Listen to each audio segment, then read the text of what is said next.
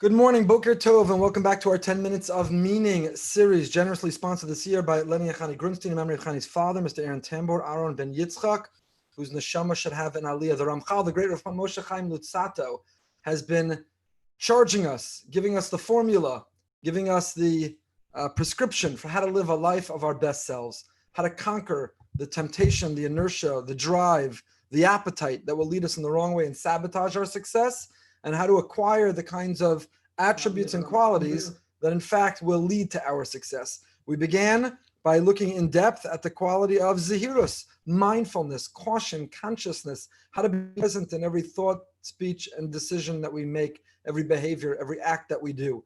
The women then moved over to zerizus. Once we've learned the mindfulness and the caution, how to unleash our alacrity, our zeal, our enthusiasm, set goals and go achieve them and accomplish them.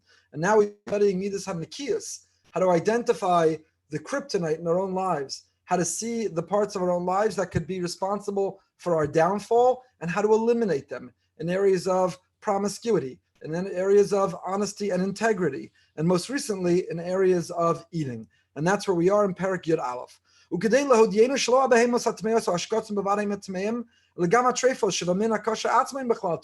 Not only are categorically non-kosher animals forbidden to us, in other words, it's not just the pig, it's not just the animal that doesn't have the criteria for it to be determined to be kosher, but even an animal that is in the category of being kosher, but it meets its demise in an unkosher way, it didn't undergo a proper shechita, a ritual slaughter, it too is forbidden to us. Lahavda ben atameh ben atar. You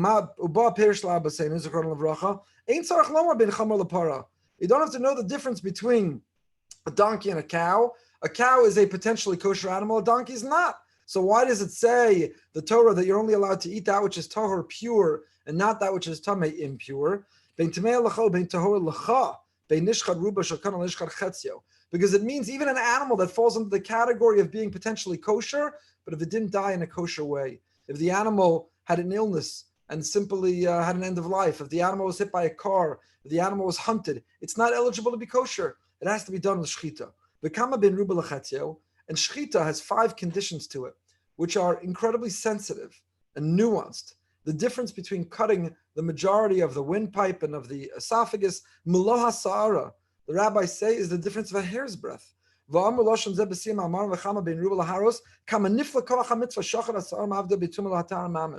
the shochet slaughters the big cow. And he says, my knife got stuck for a moment, a millisecond of time. I added a drop too much pressure. Do you know that I cut a little too little, not enough? That would invalidate. The cost, the value of that whole cow is so much less, is so different than if the shechita were done properly. And yet, that little amount, the little amount of pressure, the little amount of time, the little amount that's cut is the difference between kosher and non-kosher. Because the rabbis want us to understand that kashrus is all about harnessing our sense of discipline. And it's not just about whether the ingredients meet the criteria of being kosher, but it's a matter of how much we eat, when we eat, and why we're eating. We're supposed to be eating to live, not living to eat. Food is the fuel that drives us to be able to accomplish who we're meant to be and lead the lives, the difference we're meant to make. But when our relationship with food is unhealthy, is dysfunctional, when food is providing us comfort or an escape, when we're eating at hours we shouldn't, or eating well beyond when we're full, or eating foods which are going to shorten our lives, then not only is it an unhealthy and dysfunctional relationship with food, it's a suicidal relationship with food. And I'm not saying this as an outsider. I'm saying this as somebody who my whole life until today struggles with eating right, with a diet and a healthy lifestyle. I love food. I love the taste, and I love the aroma, and I love the crunch, and I love the variety, and I love the diversity, and I love food. And I struggle with that notion of the comfort in it. And that's why that's a daily battle. Lechem milchama, bread and war. Every time we eat, we're going to war. Every time we withhold from eating, we are in a vicious battle. What will win? Who will triumph? The godly soul, the disciplined soul inside us, or the animal instinct, the animal impulse, the animal craving who just wants to indulge? What will be, who will drive us? So the Ramchal says, let me give you a little help. Let me give you a mindset. Let me give you a lifestyle that'll help and empower you to conquer that temptation, that urge, that instinct, and to make the right choices in your eating.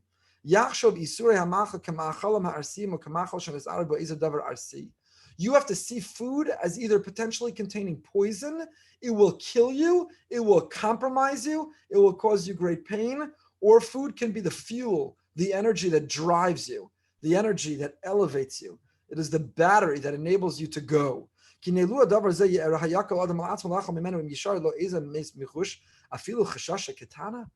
if you ever had a negative reaction to food, if you're lactose intolerant, if you're allergic to dairy, if you're gluten-free, if you're celiac, and you know what that food does to you, you know the pain it puts you in, you know the hospitalization, God forbid, it may have compromised you with, then you're not even tempted to eat that food again. You look at it at the end, you see that food is trying to bring about your demise, your end. It's not even a struggle. So says the Ramchal, we need to look at food, the amount of food or the timing of food or the ingredients of food, even if they're all technically kosher. But if they're unkosher in their impact on us, we have to see it as poison. You have to say, I would never put that in my system. There's no nutritional value. Or I'm full. There's no reason to continue to eat that. Or this is the time I'm about to go to bed. Why would I fill my belly with food that will just sit there all night? A person will never be lenient. So if a person flirts with eating poison, let's say somebody tells you, there's a warning that went out from a certain company, and a certain amount of its food has cyanide in it. There's a poison that got mixed in. So there's a recall on that food. And you go to your cabinet, you go to your pantry, you go to your refrigerator, and you say, I don't remember when I bought this or where I bought this. I'm not sure if it's subject to the recall or not. I'm hungry. I'm just going to go for it. I'm going to press my luck. Russian roulette. I'm going to eat it, not check the label. And I don't know if it's subject to the recall or not. Who in their right mind would do such a thing? Even the person who is a risk taker would never do such a foolish thing. They would understand they would be labeled a real moron, a real food. If something potentially contains poison, if it can contaminate you, if it can compromise you, if it can sabotage you, you don't have to harness some major willpower to overcome it. Hopefully you're not even drawn and you have no temptation to eat it. Says the Ramchal, that should be our attitude to the foods that harm us. If a food has nutritional value, if it's energizing you, nourishing you, if it's good for you, if it'll give you the energy to go be your best and have your best day, then eat it.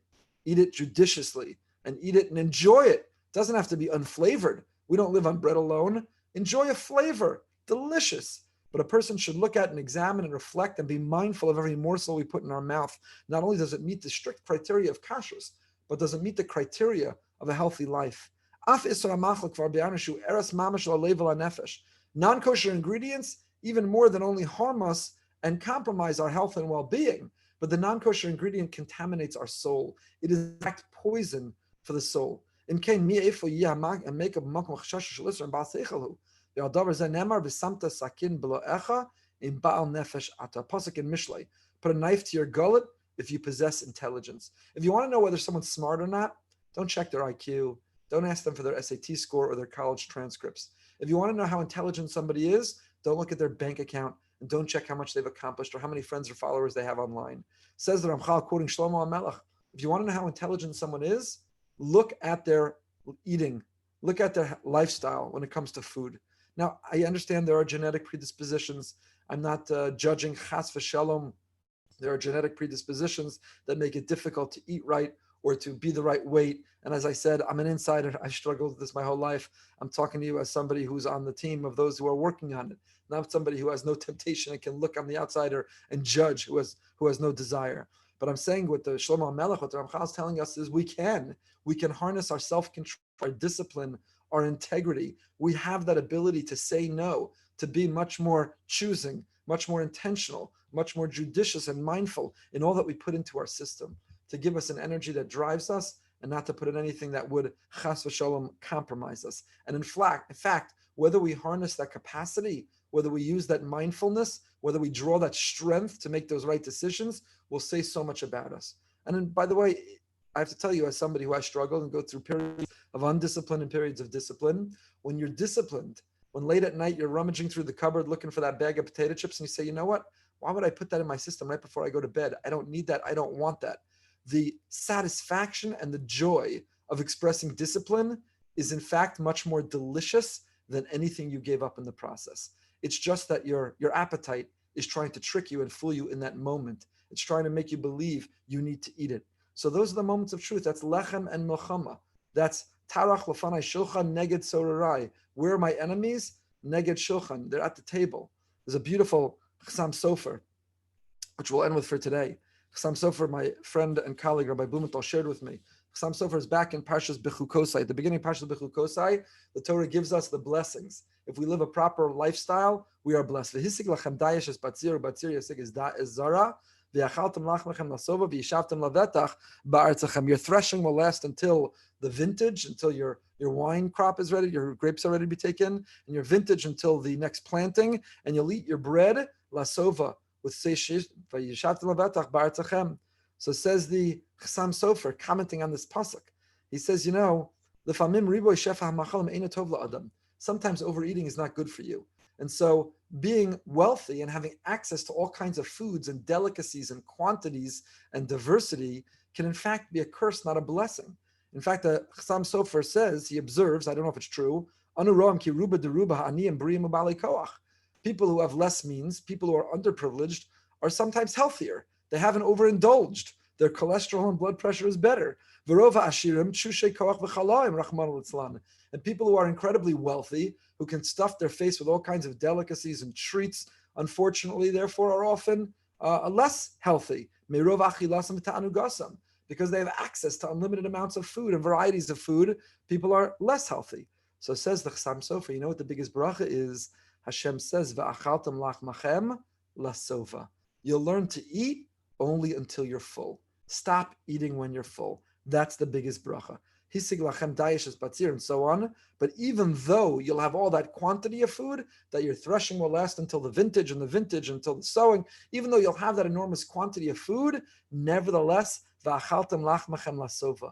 You'll have the capacity to stop eating when you're full. I mentioned last time, the Ravid had a great practice, the Tainus HaRavid. He would leave over the last morsel of whatever he was eating. And it wasn't a waste, because it was harnessing and cultivating that sense of discipline within himself. He didn't have to lick the plate. He didn't have to eat yummy till the last drop. He intentionally left over the end of whatever he was eating to make the statement, not to others, but to himself, that I own the food doesn't eat me. That I'm eating to live, I don't live to eat. That achaltem lachmechem lasova. I'm full. I don't need another portion.